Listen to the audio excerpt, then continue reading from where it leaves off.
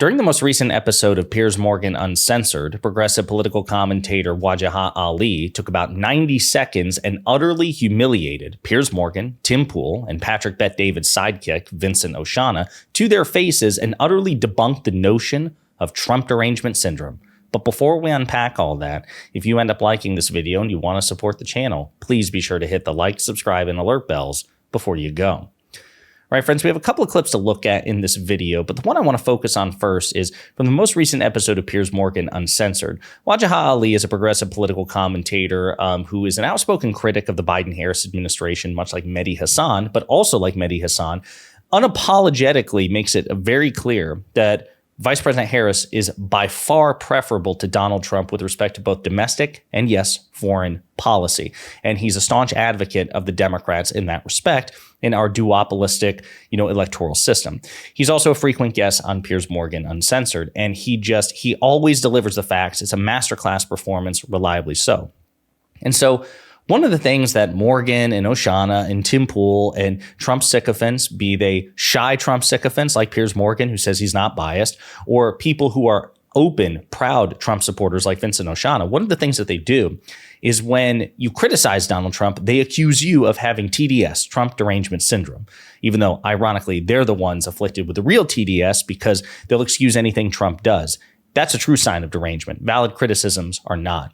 And so in this 90 seconds, Wajahat Ali puts on a masterclass performance debunking notions of TDS. Piers, can I say something? Yeah, it's bringing Wajahat, yeah. Sure. It's not TDS when General Milley, the former top general who's retired, openly said that Donald Trump is a, quote, total fascist. It's not TDS when Donald Trump literally over the weekend said he will unleash the military against U.S. citizens. It's not TDS when Donald Trump last week in Aurora openly said that he will invoke the Alien Sedition Act that interned Japanese Americans during World War II. This is not TDS when he, to this day, refuses, as he's been asked multiple times, will you accept the 2024 results? He's not said yes each and every single time. He still does not accept the 2020 results. And he said, his words, that he will be a dictator for a day and he will terminate the Constitution. It is the failure of corporate media and also social media and also several influential people on YouTube for the past 4 years have not raised the threat and have done a both sides analysis where we've given Donald Trump a pass and promoted hateful talking points and conspiracy theories. And yes, some individuals and outlets have been paid by Russia. It has been confirmed. They have been unwitting agents of Russia, whether they realize it or not. Tim Pool and a lot of his friends, unfortunately, this is true. Now, I don't know if Tim knew it. He says he didn't.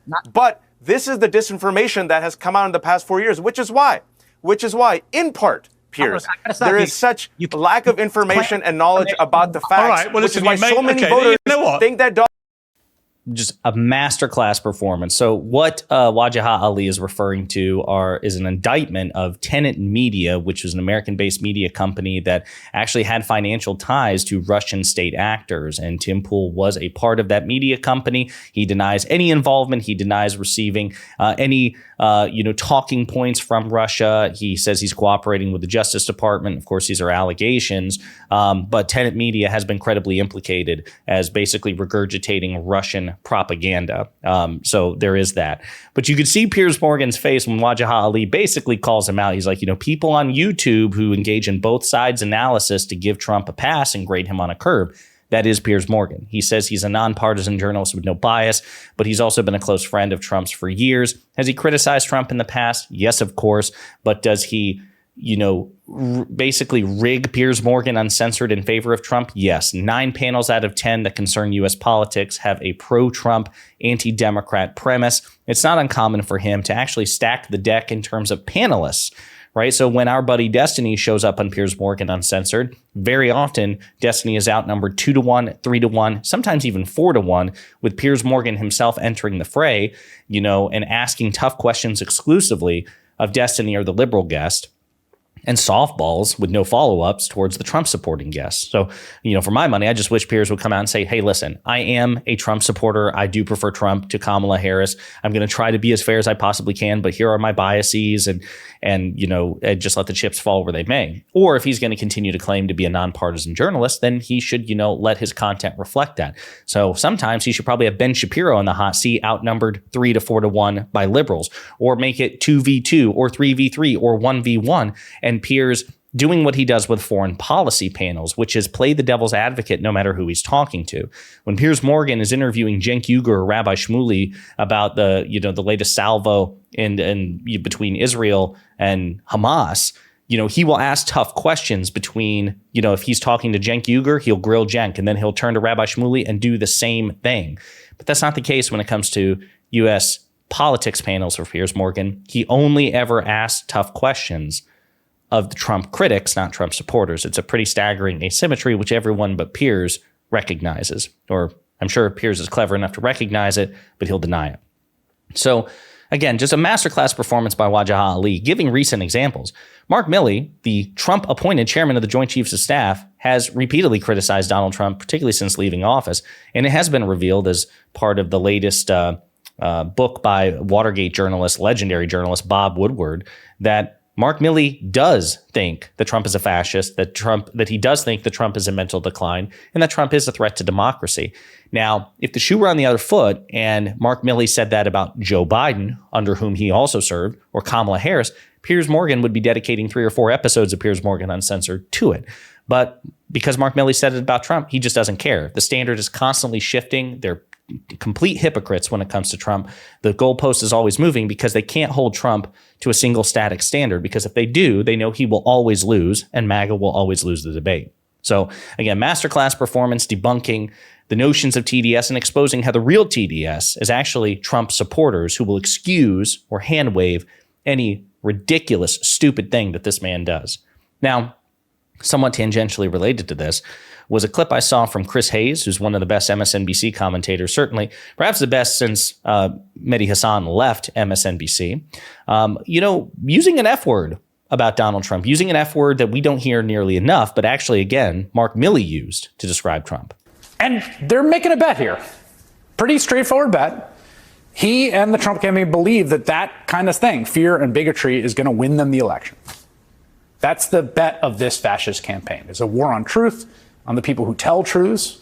It promises a violent ultimate victory over every perceived enemy of Donald Trump's, using the power of the state, invoking the voice of the people against the stab in the back. And he's running neck and neck in the polls with the sitting Democratic vice president. Why is that? Well, for one thing, after decades of far-right media programming, a lot of Americans are primed for an authoritarian leader. I mean, there's some portion of the country, tens of millions of people that I think just affirmatively like the strongman pitch. They want that. Now, of course, it rarely works out for them in the long run. Survivors of these kinds of regimes stand as evidence that no supporter is really safe from the regime they boost. The second critical advantage fascism has in America today is the press, by and large, still doesn't know how to fully communicate the perilousness of our situation. In part, somewhat understandably, because Donald Trump is, in fact, the world's most famous liar. He is such a liar that even many of his biggest supporters simply think he'll never do the things he says he'll do. As one Republican pollster told the New York Times this week, the normal rules just don't apply to Donald Trump, and you've seen it time and time again. That pollster said that his polling and focus groups indicated people think he says things for effect, that he's blustering, because that's part of what he does, his shtick. They don't believe it's actually going to happen. And again, I think this is defensible at some level. I get why that's the case, right? But the question whether you should take Trump seriously or not did get a definitive answer in 2021 in his last weeks in office, right? Remember that? After he lost the 2020 election and attempted a coup to stay in power, including inciting the deadly insurrection at the Capitol on January 6th. Remember that in the lead up to that election, there are lots of people saying, it's all bluster. Conservative columnist Ross Douthat in the New York Times wrote that, quote, there would be no Trump coup, adding that Trump was a noisy weakling, not a budding autocrat. Trump's former chief of staff, Mick Mulvaney, wrote that If Trump loses, he will concede gracefully. He'll fight hard to make sure the results are fair. And in the end, he'll accept the result, whatever it is. We now know just how deadly, brutally wrong those contentions were. So the F word in question, of course, is fascist, and that is an accurate term to describe Donald Trump. I think Mark Milley was absolutely correct. I think Mehdi Hassan has been absolutely correct because he's been calling Trump a fascist for years. And Jamie Raskin, constitutional scholar and Democratic congressman, as he has said, if the fascist shoe fits, the fascists must wear it. Again, this election is rapidly approaching. It's a coin flip election. It is sad that despite Donald Trump's unparalleled dishonesty and incompetence and authoritarian impulses, that he may very well become president again. And it is, quite frankly, an indictment of this country. It really is. The irrationality and the laziness and the ability to be deceived are short attention spans. We grade Trump on a curve, and hopefully we can resist that impulse long enough to defeat him again at the ballot box in November. In the meantime, let me know what you think in the comments.